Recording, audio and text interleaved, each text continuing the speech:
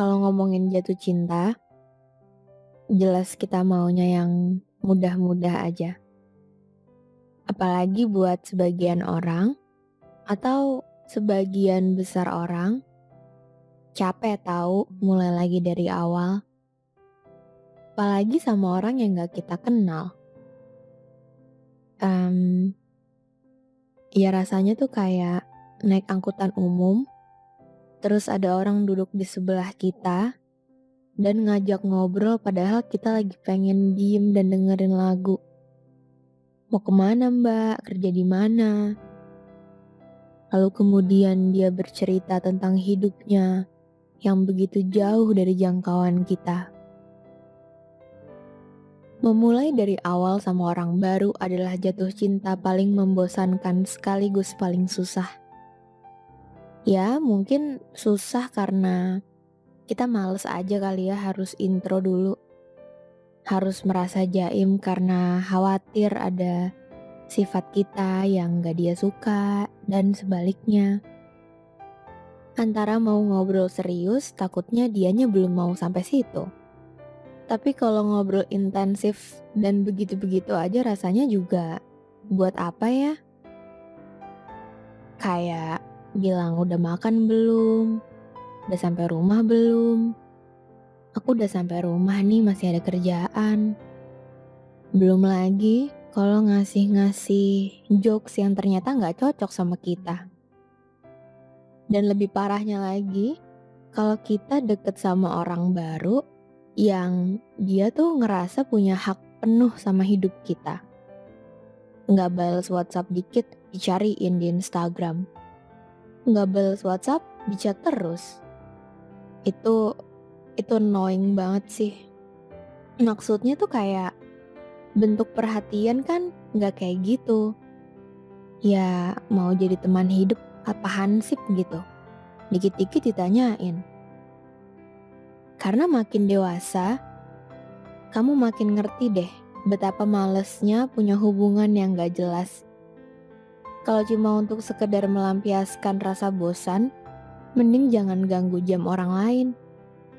Bukannya jadi suka, ilfil iya.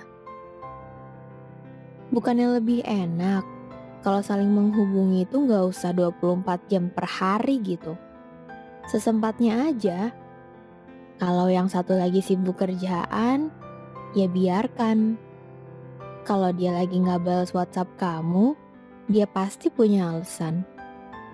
Ya kalau emang nggak dibales, ya abis annoying banget sih.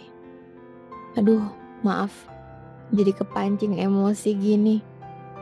Habis kalau saya pribadi, saya tuh nggak bisa digituin. Apalagi saya bukan tipe texter yang bisa ladenin chat orang mulu. Chat kerjaan aja dibales kadang 2 hari sekali.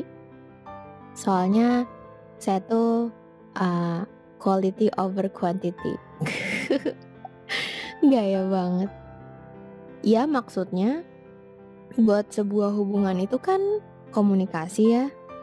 Dan yang namanya komunikasi, yang penting itu kualitasnya, bukan kuantitasnya. Ya itu kalau buat saya sih. Tapi hal-hal kayak gitu mungkin yang menyebabkan sebagian besar orang memilih untuk jatuh cinta pada temannya sendiri. Dan gak sering dari mereka terjebak dalam sebuah zona pertemanan yang lebih dikenal dengan sebutan friend zone. Karena ya, itu jatuh cinta paling mudah dan menyenangkan sih ya. Iya kan? Iyalah, kita menghabiskan banyak waktu sama seseorang yang sama dia kita gak perlu jaim. Gak perlu ngerasa takut untuk cerita tentang hal-hal yang tadinya gak pernah bisa kita ceritain ke orang lain. Sosok teman yang kita bisa ketawa ngakak selepas mungkin karena bahan canda dan leluconnya nyambung sama kita. Untuk jatuh pada sosok yang di hadapannya kita gak perlu jadi orang lain. Dan sama dia, tanpa direncanakan, tumbuh benih harapan dalam bentuk pertanyaan. Seperti, apa dia ngerasain nyaman seperti yang gue rasain ya? Apa ini murni pertemanan aja?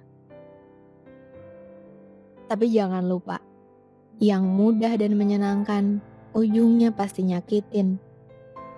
Pertanyaan yang muncul tadi menjelma penantian panjang yang gak jelas sama sekali. Untuk menerka-nerka dia punya perasaan yang sama kayak kita atau enggak. Bikin pertemanan yang awalnya erat jadi punya jarak.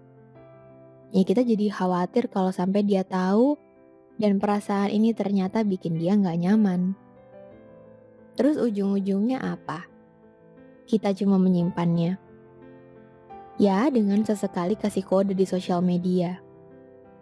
Kalau dilihat semua baik-baik aja, enggak. Enggak ada yang baik-baik aja kalau harus nyimpan rahasia dari teman yang tadinya sama dia kita share banyak hal. Belum lagi, jika pada waktunya dia jatuh cinta. Dan sebagaimana teman, dia akan menceritakannya. Dia akan membagikan perasaan bahagianya sama kamu. Pada seseorang yang diam-diam sudah lebih dulu mencintainya. Dan lagi-lagi, kamu cuma bisa diam mendengarkan.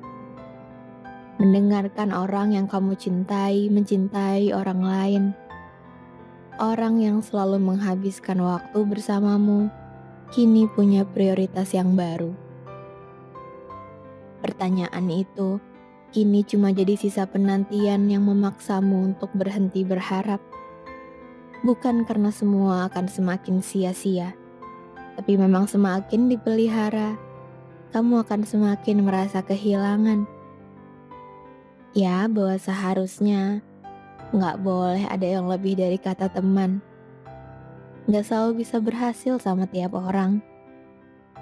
Harusnya nggak boleh ada pertanyaan nggak jelas yang pada akhirnya membuatmu membuang waktu untuk menunggu. Yang kita akhirnya tahu, ternyata dia juga sedang menunggu orang yang bukan kamu.